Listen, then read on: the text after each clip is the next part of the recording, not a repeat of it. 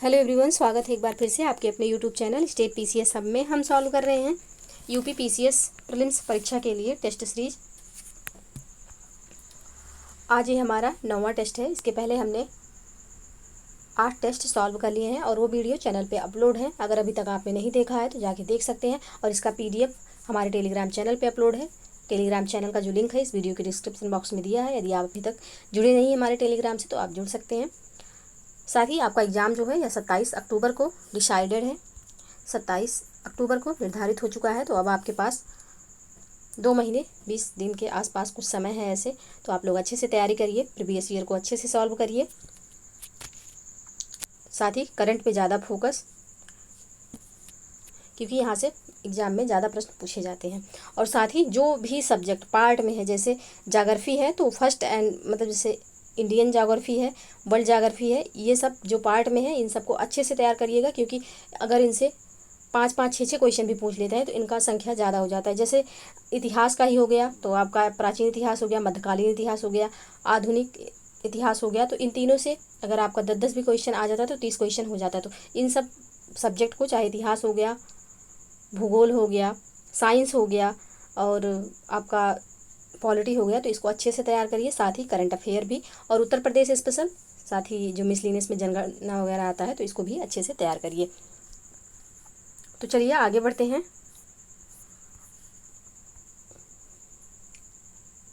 और यदि आप चैनल पे नए हैं तो प्लीज़ चैनल को सब्सक्राइब कर लीजिए। साथ ही बेल आइकन को प्रेस कर लीजिए ताकि कोई भी वीडियो चैनल पे अपलोड हो तो सबसे पहले नोटिफिकेशन आपको मिले। और वीडियो को लाइक और शेयर करना ना भूलिएगा, क्योंकि आपका एक लाइक और एक शेयर हमें कुछ बेहतर करने के लिए हमेशा प्रेरित करता है। तो चलिए आगे बढ़ते हैं और स्टार्ट करते हैं अपना ये टेस्ट सीरीज। तो यहाँ पे पहला प्रश्न है, निम्नलिखित में से कौन सा ताम्र पाषाणिक स्थल उत्तर प्रदेश में स्थित नहीं है? कौन सा यहाँ पे ऐसा स्थल है, ताम्र पाषाणिक स्थल है जो कि उत्तर प्रदेश में स्थित नहीं है? ऑप्शन क्या है? तो ऑप्शन ए है नाहरान, ऑप्शन बी है नवदा टोली, ऑप्शन सी है खैराडी या ऑप्शन डी है सोहगौरा। तो यहाँ पे इसका जो सही आंसर हो जाएगा यह हो जाएगा नवदा टोली। ऑप्शन बी यहाँ पे सही आंसर हो जाएगा। नेक्स्ट प्रश्न है, भारत में सर्वप्रथम कृषि का प्रारंभ किस काल में हुआ? नवपाषाण काल, मध्य पाषाण काल, पुरा पाषाण काल या फिर ताम्र पाषाण काल? तो भारत में सर्वप्रथम कृषि का जो प्रारंभ हुआ है वह हुआ है नवपाषाण काल में। ऑप्शन ए इसका बिल्कुल सही आंसर हो जाएगा। नेक्स्ट प्रश्न है, सिंधु घाटी सभ्यता का कौन सा स्थल प्राक हड़प्पा, हड़प्पाकालीन एवं हड़प्पोत्तर तीनों कालों का प्रतिनिधित्व करता है? ऑप्शन ए है मोहनजोदड़ो, ऑप्शन बी है बनावली, ऑप्शन सी है मांडा या फिर ऑप्शन डी है हुलास। कौन सा ऐसा स्थल है जो कि सिंधु सभ्यता के तीनों कालों का प्रतिनिधित्व करता है? तो इसका जो सही आंसर हो जाएगा यह हो जाएगा ऑप्शन सी, मांडा, जो कि कश्मीर में स्थित है और साथ ही सिंधु सभ्यता का सबसे उत्तरी स्थल है। तो ऑप्शन सी यहाँ पे इसका सही आंसर हो जाएगा। नेक्स्ट प्रश्न है, निम्नलिखित में से कौन सा सही सुमेलित है? दैमाबाद, गोदावरी, आलमगीरपुर, यमुना, सुतकांगेडोर, दास्क या फिर मांडा सिंधु? तो यहाँ पे एक तरफ नदी का नाम दिया है, दूसरी तरफ सिंधु सभ्यता से संबंधित स्थान है और दिया हुआ है कौन सा सुमेलित है, सही सुमेलित कौन सा है? तो इसका जो सही आंसर हो जाएगा यह हो जाएगा ऑप्शन सी, सुतकांगेडोर जो है यह दास्क नदी के किनारे अवस्थित है। ये ऑप्शन सी यहाँ पे बिल्कुल सही आंसर हो जाएगा। नेक्स्ट प्रश्न है, हड़प्पा सभ्यता का प्रमुख स्थल सारतुलई वर्तमान में किस देश में स्थित है? पाकिस्तान, अफगानिस्तान, चीन या फिर भारत? तो जो सारतुलई स्थल है वह स्थित है आपका अफगानिस्तान में। ऑप्शन बी यहाँ पे बिल्कुल सही आंसर हो जाएगा। नेक्स्ट प्रश्न है, हड़प्पा सभ्यता के संबंध में कौन सा कथन असत्य है? पहला कथन है, हड़प्पा सभ्यता की लिपि भावचित्रात्मक थी जिसे अभी तक पढ़ा नहीं जा सका। ऑप्शन बी है, हड़प्पा सभ्यता का समाज मातृ सत्तात्मक प्रकृति का था। ऑप्शन सी है, हड़प्पा सभ्यता के धार्मिक रीति रिवाज में समानता विद्यमान थी। ऑप्शन डी है, हड़प्पा वासी पुनर्जन्म में विश्वास रखते थे। अब यहाँ पे पूछा गया है कि कौन सा कथन असत्य है, मतलब कौन सा कथन यहाँ पे सही नहीं है। तो यहाँ पे ऑप्शन सी यहाँ पे सही नहीं है, बाकी जो कथन है वो सब सही है। तो ऑप्शन सी यहाँ पे हड़प्पा सभ्यता के धार्मिक रीति रिवाज में समानता विद्यमान थी, ये यहाँ पे सही नहीं है। तो ऑप्शन सी इसका सही आंसर हो जाएगा। नेक्स्ट प्रश्न है, सिंधु सभ्यता के पतन के संबंध में कौन सा एक प्रचलित मत है? अब यहाँ पे नीचे ऑप्शन है, बाढ़ और भूकंप जैसे प्राकृतिक आपदा, नदी मार्ग परिवर्तन, आर्यों का आक्रमण या फिर उपयुक्त सभी? तो यहाँ पे सिंधु सभ्यता के पतन के संबंध में कौन कौन से मत प्रचलित हैं? तो इसका जो सही आंसर हो जाएगा यह हो जाएगा ऑप्शन डी, यानी कि सभी मत, जो ये उपरोक्त सभी मत यहाँ पे दिए गए हैं, तो ऑप्शन डी इसका सही आंसर हो जाएगा। नेक्स्ट प्रश्न है, प्राचीन आर्यों के निवास स्थल सप्त सिंधु के क्षेत्र विस्तार में कौन सी नदी शामिल नहीं है? विस्तस्ता, अस्किनी, गोमल या फिर सरस्वती? कौन सी इसमें से शामिल नहीं है? तो गोमल इसमें शामिल नहीं है,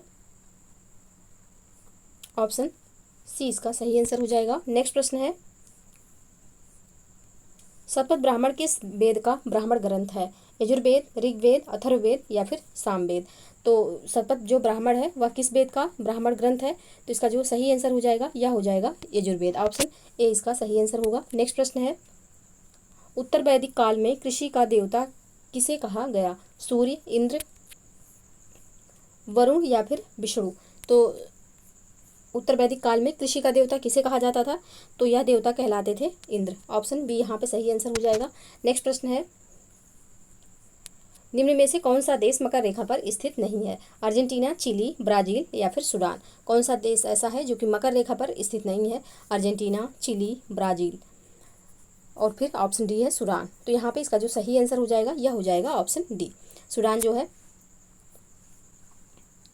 यह कर्क रेखा और कर्क रेखा और विषुवत रेखा यानी कि 0 डिग्री के बीच में स्थित है, ना कि मकर रेखा पर। तो ऑप्शन डी यहाँ पे सही आंसर हो जाएगा। नेक्स्ट प्रश्न है, निम्न में से कौन सी जल संधि अंतर्राष्ट्रीय तिथि रेखा के समानांतर है? डोबर जल संधि, कुक जल संधि, डेविस जल संधि या फिर बेरिंग जल संधि? तो अंतर्राष्ट्रीय तिथि रेखा के जो समानांतर है वह है बेरिंग जल संधि, जो कि उत्तरी अमेरिका महाद्वीप को एशिया महाद्वीप से अलग करता है। तो ऑप्शन डी यहाँ पे सही आंसर हो जाएगा। और एशिया महाद्वीप में प्रॉपर रूस से अलग करता है, तो ऑप्शन डी यहाँ पे बिल्कुल सही आंसर होगा। नेक्स्ट प्रश्न है, निम्नलिखित निचले क्रस्ट और ऊपरी मेंटल के बीच की असंबद्धता कहलाती है? जो डिसकंटिन्यूटी होती है वह क्या कहलाती है? मोह असंबद्धता, गुटेनबर्ग असंबद्धता, लेहमैन असंबद्धता या फिर रेवती असंबद्धता? तो आपको पता होगा कि ये पृथ्वी का एक पार्ट यहाँ पे मान लीजिए निकाला गया है, तो ये हो गया क्रस्ट, ये हो गया मेंटल और ये हो गया कोर। तो इनके बीच में भी अब ये क्रस्ट को भी 2 पार्ट में डिवाइड किया गया है। ये 2 पार्ट इसके, ये अपर क्रस्ट, ये लोअर क्रस्ट। मेंटल को भी ऐसे 2 पार्ट में डिवाइड किया गया है, अपर मेंटल और लोअर मेंटल। और साथ ही कोर को भी 2 पार्ट में डिवाइड किया गया है, आउटर कोर और इनर कोर। तो इनके बीच में जो है कुछ असंबद्धताएँ पाई जाती हैं, तो उनका नाम क्या है? तो उनको ऐसे शॉर्ट फॉर्म में आप याद करिएगा। CM ने RGL किया, तो C से हो गया कोनोरड, M से हो जाएगा मोहो, R से हो जाएगा रेवती और G से हो जाएगा गुटेनबर्ग, L से हो जाएगा लेहमन। कोनोरड जो है यह ऊपरी क्रस्ट और निचले क्रस्ट के बीच में होता है कोनोरड। और मोहो क्या है? तो मोहो जो है वह निचले क्रस्ट और ऊपरी मेंटल के बीच में होता है। रेवती जो है वह अपर मेंटल और लोअर मेंटल के बीच में होता है। गुटेनबर्ग जो होता है यह लोअर मेंटल और अपर कोर के बीच में होता है। साथ ही जो लेहमन होता है यह आउटर कोर और इनर कोर के बीच में होता है। तो ये 5 डिसकंटिन्यूटी हैं, इसको याद रखिएगा, एग्जाम में बार बार पूछा जाता है। तो यहाँ पे पूछा गया है निचले क्रस्ट और ऊपरी मेंटल के बीच असंबद्धता कहलाती है, तो यह असंबद्धता क्या कहलाएगी? तो यह कहलाएगी मोहो, ऑप्शन ए यहाँ पे सही आंसर हो जाएगा। नेक्स्ट प्रश्न है, पार्थिव ऊष्मा की वायुमंडल से धरातलीय सतह के पुनः वापस करने वाली विकिरण की प्रक्रिया कहलाती है? अनुलोम विकिरण, प्रतिलोम विकिरण, लघु तरंगीय विकिरण या फिर इनमें से कोई नहीं? तो इसका जो सही आंसर हो जाएगा यह हो जाएगा प्रतिलोम विकिरण, ऑप्शन बी यहाँ पे सही आंसर होगा। नेक्स्ट प्रश्न है, निम्नलिखित में से कौन सी सतह अधिकतम एल्बिडो उत्पन्न करती है? वन आच्छादित सतह, मेघ आच्छादित सतह, मरुस्थल या फिर हिम आच्छादित सतह? तो यहाँ पे इसका जो सही आंसर हो जाएगा वह हो जाएगा हिम आच्छादित सतह, ऑप्शन डी यहाँ पे बिल्कुल सही आंसर हो जाएगा। नेक्स्ट प्रश्न है,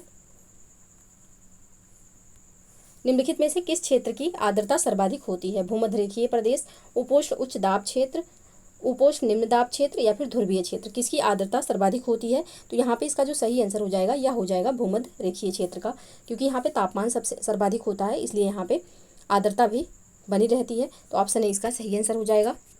नेक्स्ट प्रश्न है, पूर्वी ऑस्ट्रेलियाई धारा निम्न में से किस महासागर से संबंधित है? ऑप्शन ए है अटलांटिक महासागर, ऑप्शन बी है हिंद महासागर, ऑप्शन सी है प्रशांत महासागर, या ऑप्शन डी है आर्कटिक महासागर। तो यहाँ पे पूछा गया है कि पूर्वी ऑस्ट्रेलियाई धारा, तो ये जो धारा है ये किससे संबंधित है, तो यह संबंधित है प्रशांत महासागर से। ऑप्शन सी यहाँ पे सही आंसर हो जाएगा। और ये जो धारा है ये ऑस्ट्रेलिया के पूर्वी तट पर चलती है, तो ऑप्शन यहाँ पे सी सही आंसर हो जाएगा। नेक्स्ट प्रश्न है, निम्नलिखित में से कौन सी भू आकृति पवन की निक्षेपण क्रिया से बनती है, बरखान, बजादा, ड्रमलिन या फिर बालुका। कौन सी आकृति ऐसी है जो कि पवन के निक्षेपण यानी कि डिपोजिशन एक्शन से बनती है, बरखान, बजादा, ड्रमलिन या फिर बालुका स्तूप। तो इसका जो सही आंसर होगा यह हो जाएगा ऑप्शन सी, ड्रमलिन जो है यह निक्षेपण क्रिया से बनती है वायु द्वारा, तो ऑप्शन सी यहाँ पे सही आंसर हो जाएगा। नेक्स्ट प्रश्न है, कास्ट स्थलाकृतियों का निर्माण होता है, तो यहाँ पे कास्ट है चूना प्रदेश से, जहाँ पे लाइमस्टोन पाए जाते हैं उससे तात्पर्य है, तो यहाँ पे ऑप्शन ए हो जाएगा हिमनद द्वारा, ऑप्शन बी हो जाएगा प्रवाही जल द्वारा, ऑप्शन सी है पवन द्वारा, या ऑप्शन डी है भूमिगत जल द्वारा। कास्ट स्थलाकृतियों का निर्माण होता है किसके द्वारा, तो इसका जो सही आंसर हो जाएगा यह हो जाएगा ऑप्शन डी भूमिगत जल द्वारा, ऑप्शन डी यहाँ पे सही आंसर हो जाएगा। नेक्स्ट प्रश्न है, जब नदियां पर्दन प्रक्रिया के द्वारा अपने आधार तल को प्राप्त कर लेते हैं तो वे किस प्रकार के मैदानों का निर्माण करती हैं, पटल, विरूपणी मैदान, संप्राय मैदान, क्रस्ट मैदान या फिर लोयस मैदान। तो इसका जो सही आंसर हो जाएगा यह हो जाएगा ऑप्शन बी, संप्राय मैदान का निर्माण करती हैं, ऑप्शन बी बिल्कुल सही आंसर हो जाएगा। नेक्स्ट प्रश्न है, सूर्य की बाह्य सतह से निकलने वाली ऊर्जा को कहते हैं, प्रोटॉन, न्यूट्रॉन, फोटॉन या फिर उपयुक्त में से कोई नहीं। तो इसका जो सही आंसर होगा यह हो जाएगा ऑप्शन सी, फोटॉन कहलाता है। सूर्य के बाह्य सतह से निकलने वाली जो ऊर्जा होती है यह फोटॉन कहलाती है, ऑप्शन सी बिल्कुल सही आंसर हो जाएगा। नेक्स्ट प्रश्न है, महासागरीय जल का वह सीमा क्षेत्र परत जहाँ तापमान में तीव्र गिरावट आती है उसे क्या कहा जाता है, हाइपोलाइन, जीरो लाइन, थर्मोक्लाइन या फिर उपयुक्त सभी। तो इसका जो सही आंसर हो जाएगा यह हो जाएगा ऑप्शन सी, थर्मोक्लाइन। नेक्स्ट प्रश्न है, पृथ्वी की पृष्ठ पर प्राप्त होने वाली ऊर्जा का अधिकतम अंश किस रूप में आता है, ऑप्शन ए है दीर्घ तरंग दैर्घ्य के रूप में, ऑप्शन बी है लघु तरंग दैर्घ्य के रूप में, ऑप्शन सी है मध्यम तरंग दैर्घ्य के रूप में या फिर ऑप्शन डी है उपयुक्त में से कोई नहीं। तो इसका जो सही आंसर हो जाएगा यह हो जाएगा ऑप्शन बी, लघु तरंग दैर्घ्य के रूप में, ऑप्शन बी इसका सही आंसर हो जाएगा। नेक्स्ट प्रश्न है, निम्नलिखित में से किस संविधान संशोधन में यह प्रावधान किया गया कि आपात की उद्घोषणा संपूर्ण भारत या उसके किसी भाग के संबंध में की जा सकती है, ऑप्शन ए है 42वां संविधान संशोधन, ऑप्शन बी है 44वां संविधान संशोधन, ऑप्शन सी है 51वां संविधान संशोधन या फिर ऑप्शन डी है 56वां संविधान संशोधन। तो इसका जो सही आंसर हो जाएगा यह हो जाएगा ऑप्शन ए, 42वां संविधान संशोधन द्वारा ऐसा किया गया, तो ऑप्शन ए यहाँ पे सही आंसर हो जाएगा। नेक्स्ट प्रश्न है, 1975 में घोषित तृतीय राष्ट्रीय आपातकाल की घोषणा के समय भारत का राष्ट्रपति कौन था, ऑप्शन ए है ज्ञानी जैल सिंह, ऑप्शन बी है नीलम संजीव रेड्डी, ऑप्शन सी है फखरुद्दीन अली अहमद या फिर ऑप्शन डी है शंकर दयाल शर्मा। तो इसका जो सही आंसर हो जाएगा यह हो जाएगा ऑप्शन सी, फखरुद्दीन अली अहमद थे। 1975 में जो राष्ट्रीय आपातकाल लगा था तो उस समय राष्ट्रपति थे फखरुद्दीन अली अहमद, ऑप्शन सी यहाँ पे सही आंसर हो जाएगा। नेक्स्ट प्रश्न है, राष्ट्रपति द्वारा की गई आपात की घोषणा कितने समय में दोनों सदनों के द्वारा अनुमोदित न होने पर स्वतः समाप्त हो जाती है, 14 दिन, 30 दिन, 60 दिन या फिर 90 दिन। तो इसका जो सही आंसर होगा यह हो जाएगा ऑप्शन बी, 30 दिन। नेक्स्ट प्रश्न है, किसी राज्य में नगरपालिका का सीमा क्षेत्र अधिसूचित करने के लिए सक्षम है, राज्य का राज्यपाल, राज्य का मुख्यमंत्री, राष्ट्रपति या फिर गृह मंत्री। तो इसका जो सही आंसर होगा यह हो जाएगा ऑप्शन ए, राज्य का राज्यपाल, यानी कि किसी राज्य में नगरपालिका का जो सीमा क्षेत्र होता है उसको अधिसूचित करने के लिए राज्य का राज्यपाल सक्षम है, तो ऑप्शन ए यहाँ पे सही आंसर हो जाएगा। नेक्स्ट प्रश्न है, 12वीं अनुसूची में नगरपालिकाओं के लिए कितने विषयों का उल्लेख है, 18 विषय, 28 विषय, 12 विषय या फिर 11 विषय। तो 12वीं अनुसूची में पूछा गया है नगर पालिकाओं के लिए तो 18 विषय होगा, और साथ ही 11वीं अनुसूची में जो नगर पंचायत है उसके लिए 29 विषय हैं। इन दोनों को आप अच्छे से याद करिएगा, आपको एग्जाम में जरूर देखने को मिलेगा यहाँ से क्वेश्चन। तो ऑप्शन ए इसका सही आंसर हो जाएगा, नगर पालिकाओं में 18 विषय है, जबकि 11वीं अनुसूची 11वीं अनुसूची पंचायत में, पंचायती राज में, उसमें 29 विषय हैं। तो ऑप्शन ए यहाँ पे सही आंसर हो जाएगा। नेक्स्ट प्रश्न है, भारत का पहला नगर निगम स्थापित हुआ था कहाँ पे? कलकत्ता में, मद्रास में, पटना में या फिर अजमेर में? तो इसका जो सही आंसर हो जाएगा यह हो जाएगा मद्रास में। ऑप्शन बी यहाँ पे सही आंसर होगा। नेक्स्ट प्रश्न है, किस संविधान संशोधन अधिनियम द्वारा सहकारी समितियों को संवैधानिक स्थान एवं संरक्षण दिया गया? ऑप्शन देखते हैं। ऑप्शन ए 96 संविधान संशोधन अधिनियम द्वारा, 97 संविधान संशोधन अधिनियम द्वारा, 98 संविधान संशोधन अधिनियम द्वारा या फिर 99वें संविधान संशोधन अधिनियम द्वारा? तो इसका जो सही आंसर होगा यह हो जाएगा ऑप्शन बी, यानी कि 97वें संविधान संशोधन अधिनियम द्वारा ऐसा किया गया। नेक्स्ट प्रश्न है, निम्न में से किस समिति ने अनुशंसा की थी कि हर राज्य में एक वित्त आयोग का गठन होना चाहिए? गाडगिल समिति, राजमन्नार समिति, पीके थुंगन समिति या फिर लक्ष्मीमल सिंघवी समिति? किसने यह अनुशंसा की थी कि हर राज्य में एक वित्त आयोग का गठन किया जाए? तो इसका जो सही आंसर हो जाएगा यह हो जाएगा ऑप्शन सी, पीके थुंगन समिति ने यह सिफारिश की थी। तो ऑप्शन सी यहाँ पे सही आंसर हो जाएगा। नेक्स्ट प्रश्न है, सामुदायिक विकास कार्यक्रम की शुरुआत कब हुई? 1 मई 1950, 14 नवंबर 1951, 2 अक्टूबर 1952 या फिर 26 जनवरी 1956? तो इसका जो सही आंसर हो जाएगा यह हो जाएगा ऑप्शन सी, यानी कि 2 अक्टूबर 1952 को। नेक्स्ट प्रश्न है, राजस्थान के नागौर में सर्वप्रथम अनौपचारिक रूप से पंचायती राज व्यवस्था का उद्घाटन किसके द्वारा किया गया? ऑप्शन ए है गोविंद बल्लभ पंत द्वारा, ऑप्शन बी है डॉक्टर राजेंद्र प्रसाद द्वारा या फिर ऑप्शन सी है पंडित जवाहरलाल नेहरू द्वारा या फिर ऑप्शन डी है डॉक्टर जोगेंद्र मंडल द्वारा? तो जाहिर सी बात है उस समय जो प्रधानमंत्री थे हमारे पंडित जवाहरलाल नेहरू जी थे, तो उन्हीं के द्वारा किया गया था। तो ऑप्शन सी यहाँ पे सही आंसर हो जाएगा। नेक्स्ट प्रश्न है, उच्चतम और उच्च न्यायालय के अतिरिक्त सभी न्यायालयों का गठन किसके या किनके द्वारा किया जा सकता है?